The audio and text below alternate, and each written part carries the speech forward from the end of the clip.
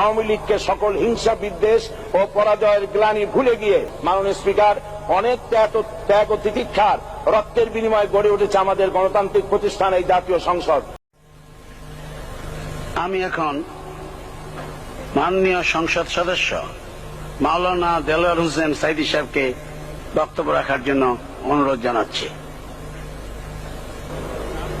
নাহমাদুহু ওয়া নুসাল্লি আলা রাসূলিহিল কারীম ওয়া আলা আলিহি ওয়া আসহাবিহি আজমাইন। আউযু বিল্লাহি মিনাশ শাইতানির রাজীম। বিসমিল্লাহির রহমানির রহিম। মাননীয় স্পিকার, আপনি এই মহান সংসদের স্পিকার হিসেবে নির্বাচিত হয় আমরা জাতীয় সংসদের পক্ষ থেকে আপনাকে অন্তরের অন্তঃস্থল থেকে মোবারকবাদ জানাচ্ছি। মাননীয় স্পিকার, আমি আজ এই সংসদে দাঁড়িয়ে ওই মহান আল্লাহ পাকের প্রশংসায় সেজদা অবনত হচ্ছি, যিনি 1 অক্টোবরের ব্যালট যুদ্ধের মাধ্যমে সুদীর্ঘ 5 বছরের দুঃশাসন, সীমাহীন দুর্নীতি, ইসলাম বিরোধী কর্মকাণ্ড, দেশব্যাপী ভয়াবহ সন্ত্রাসের মোকাবেলায় 4 দলীয় ঐক্যজোটের মহা বিজয় দান করেছেন এবং যার ফলশ্রুতিতে আজকে আমরা এই মহান সংসদে দাঁড়িয়ে কথা বলার সুযোগ লাভ করেছি। মাননীয় স্পিকার, আপনার মাধ্যমে আমি আমার অন্তরের অন্তঃস্থল থেকে দেশবাসীকে ধন্যবাদ জানাই। বিশেষ করে আমার নির্বাচনী এলাকা পিরোজপুর, নাজিরপুর, ইন্দুরকানীবাসী ভাই বোনদের প্রতি কৃতজ্ঞতা জানাই, যাদের অক্লান্ত পরিশ্রমে এবং মূল্যবান ভোটের মাধ্যমে আমি নির্বাচিত হয়ে মহান সংসদের সদস্য হওয়ার সুযোগ লাভ করেছি। মাননীয় স্পিকার, বাংলাদেশের 13 কোটি মানুষকে যারা পরিচালনা করবেন আজকে তারাই এই মহান সংসদে বসে আছেন। আমি আপনার মাধ্যমে তাদের উদ্দেশ্যে কিছু কথা বলতে চাই। জবাবদিহিমূলক সরকার, কল্যাণমূলক সরকার ও সুস্থ প্রশাসন, এই বাক্যগুলি আমরা প্রায় শুনে থাকি। এই বাক্যগুলির অর্থ সরকার স্বৈরাচার নয়, বরং জনগণের কল্যাণে জনগণ নিকট দায়বদ্ধ সরকার, যা আব্রাহাম লিঙ্কনের ভাষায় by the people, for the people, of the people. বর্তমান পৃথিবীতে মূলত গণতান্ত্রিক দেশে এখন সরকারকে বিবেচনা করা হয়। এরূপ সরকারের জনগণের সার্বভৌম ক্ষমতার উৎস হিসেবে বিবেচনা করা হয়, অর্থাৎ সংখ্যাগরিষ্ঠ প্রতিনিধিদের প্রণীত আইনই হল আইন এবং নির্বাচিত হবার পর সরকার হয়ে পড়েন সমগ্র জনগণের, আর বিরোধী দল হয় ছায়া সরকার। মাননীয় স্পিকার, সরকারকে সঠিক পথে পরিচালনার জন্য বিরোধী দলকে অপরিহার্য বিবেচনা করা হয়। বর্তমান গণতান্ত্রিক চেতনা বেশি পুরনো নয়, মানুষ মূলত রাজতান্ত্রিক স্বৈর শাসনের সাথেই বেশি পরিচিত। বস্তুত বর্তমান পৃথিবীতে গণতান্ত্রিক শাসন ব্যবস্থায় জবাবদিহিমূলক, কল্যাণমূলক, স্বচ্ছ প্রশাসনের যে কথাবার্তা আমরা শুনতে পাই, এর প্রথম উপস্থাপক হলেন বিশ্বনবী হযরত মুহাম্মদ রাসূলুল্লাহ সাল্লাল্লাহু আলাইহি ওয়াসাল্লাম। বর্তমান গণতান্ত্রিক ব্যবস্থাপনার সাথে ইসলামের মূল পার্থক্য হল সার্বভৌমত্বের ধারণা নিয়ে। ইসলামের দৃষ্টিতে সার্বভৌমত্বের মালিক জনগণ নয়, মালিক হলেন আল্লাহ রাব্বুল আলামিন। কিন্তু সরকার গঠন ও পরিচালনা জনগণের ইচ্ছার ভিত্তিতে হতে হবে। জনগণের ইচ্ছার বিরুদ্ধে ক্ষমতায় থাকার অধিকার ইসলামের স্বীকৃত নয়। মাননীয় স্পিকার, সাধারণত লক্ষ্য করা যায় সরকার, সরকারি কর্মকর্তা ও কর্মচারীবৃন্দ জনগণের উপর নানাভাবে জুলুম, নির্যাতন বা শোষণ করে থাকে। জনগণের খাদেম না হয়ে তারা হয়ে পড়েন জনগণের প্রভু। তারা জনগণের সম্পদকে তসরুপ করে।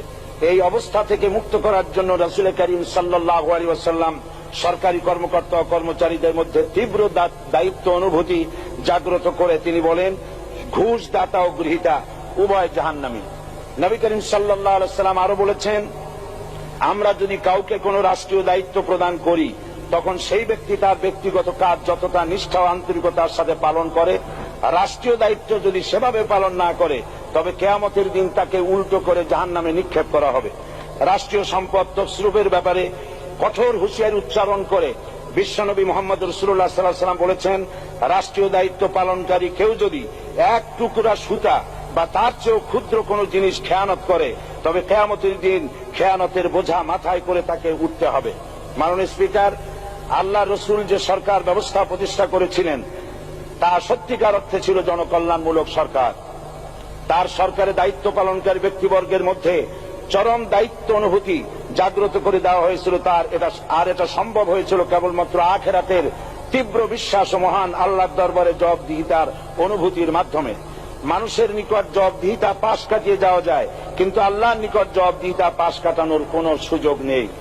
মাননীয় স্পিকার, নবী করিম সাল্লাল্লাহু আলাইহি ওয়াসাল্লামের সরকার ব্যবস্থাপনায় সবাই যেমন আইনের দৃষ্টিতে সমান অধিকার ভোগ করেছে, ঠিক তেমনি ভাবে রাষ্ট্রের নাগরিক হিসাবে সবারই মৌলিক চাহিদাসমূহ পূরণ হয়েছে। ঋণগ্রস্ত এতিম অসহায় জনগণ রাষ্ট্রীয় তহবিল থেকে সহযোগিতা লাভ করেছে। মূলত এটা জনকল্যাণমূলক সরকারের ধারণা বিশ্ববাসী তখনই প্রথম অবলোকন করে। মাননীয় স্পিকার, নবী করিম সাল্লাল্লাহু আলাইহি ওয়াসাল্লাম সরকারি কর্মকর্তাদের বিরুদ্ধে কোনো অভিযোগ পেলে তখনই ব্যবস্থা গ্রহণ করতেন। আইনের চোখে সবাই সমান, এবং এ কারণেই শাসকদের আত্মীয় স্বজন কারো পক্ষে সম্ভব ছিল না জনগণের উপরে জুলুম করা। খলিফা ওমর রাদিয়াল্লাহু তাআলা আনহুর এক ছেলে অপরাধী প্রমাণিত হলে সে দণ্ডভোগ থেকে রেহাই পায়নি, এমনকি এতে তার মৃত্যুদণ্ড হয়েছিল। আবার খলিফা নিজেকে আইনের ঊর্ধ্বে মনে করতেন না, তাই বর্ম চুরির ঘটনায় আলী রাদিয়াল্লাহু তাআলা আনহু কাজীর দরবারে সাধারণ ফরিয়াদির মতো উপস্থিত হন। নিজের ছেলে ও চাকরের সাক্ষী যথেষ্ট না হয় কাজী খলিফার বিপক্ষে রায় দেন। এখানে বিচার বিভাগ ছিল সম্পূর্ণ স্বাধীন এবং শাসন বিভাগের নিকট তার কোনো দায়বদ্ধতা ছিল না। মাননীয় স্পিকার, এসব হলো ইতিহাস।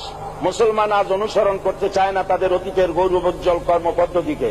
সে এখন কাফির মুশরিকদের কিরানক স্বার্থ পূজারী আখেরাতের জবাবদিহিতা শূন্য বাগাড়ম্বর এক জাতি। মাননীয় স্পিকার, যে জাতির এক পূর্বসূরি মাথায় আটার বোঝা বহন করে নিয়ে চললেন আর বলে গেলেন, মানুষ কেন, ফোরাতের কূলে যদি একটি কুকুরও না খেয়ে মারা যায়, তবে এই ওমর রাদিয়াল্লাহু তাআলা আনহুকে কিয়ামতের দিন আল্লাহর দরবারে জবাবদিহি করতে হবে। আর আজ সেই জাতির দায়িত্বশীলরা জনগণকে অভুক্ত রেখে তাদের মুখের গ্রাসে ভাগ বসায়।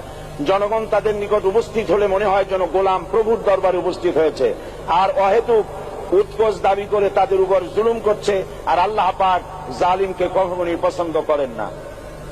মাননীয় স্পিকার, আমি দৃঢ়ভাবে আশা করি এই অবস্থা কাটিয়ে উঠিয়ে আমরা রাসূল করিম সাল্লাল্লাহু আলাইহি ওয়াসাল্লাম কর্তৃক প্রদর্শিত রাষ্ট্র ব্যবস্থার অনুসরণ করে একটি সুখী সমৃদ্ধশালী আধুনিক ইসলামী রাষ্ট্র পরিণত করে বাংলার প্রিয় জন্মভূমি বাংলাদেশকে আজ গোটা বিশ্বব্যাপী শোষণ, নির্যাতন, হানাহানি, অশান্তির মধ্যে, তাই আজ পৃথিবীর অধি আগ্রহে অপেক্ষা করছে ইসলামের আলোকে এমন এক রাষ্ট্র ব্যবস্থার যেখানে দায়িত্বশীলরা আল্লাহ তাআলার কাছে জবাবদিহিতার পাশাপাশি জনগণ নিকটও জবাবদিহি করতে বাধ্য হবে। মাননীয় স্পিকার, অনেক ত্যাগ ও তিতিক্ষার রক্তের বিনিময়ে গড়ে উঠেছে আমাদের গণতান্ত্রিক প্রতিষ্ঠান এই জাতীয় সংসদ। এই সংসদের সম্মান রক্ষা করার দায়িত্ব আমাদের সবার। গণতান্ত্রিক চর্চা, গণতন্ত্র প্রতিষ্ঠার স্বার্থে আমি আজ প্রধান বিরোধী দল আওয়ামী লীগকে সকল হিংসা, বিদ্বেষ ও পরাজয়ের গ্লানি ভুলে গিয়ে সংসদে যোগদানের উদাত্ত আহ্বান জানাচ্ছি। পরিশেষে আমি আপনার মতো সর্বজন শ্রদ্ধ একজন মার্জিত ও সুশিক্ষিত ব্যক্তিকে এই মহান সংসদের স্পিকার হিসাবে লাভ করে আমরা আনন্দিত হয়েছি। আমাদের সংবিধানের সংরক্ষণ, সমর্থন ও নিরাপত্তা বিধান এবং আপনার অভিভাবক সুলভ নিরপেক্ষ আচরণ ও সংসদকে ধন্য করবে বলে আমরা বিশ্বাস করি। আপনাকে ধন্যবাদ। আসসালামু আলাইকুম ওয়া রাহমাতুল্লাহ। মাননীয় সদস্য মাওলানা দেলোয়ার হোসেন সাঈদী সাহেবকে আপনার তথ্যপূর্ণ ইসলামিক মূল্যবোধ সহ মূল্যবান বক্তব্যের জন্য ধন্যবাদ।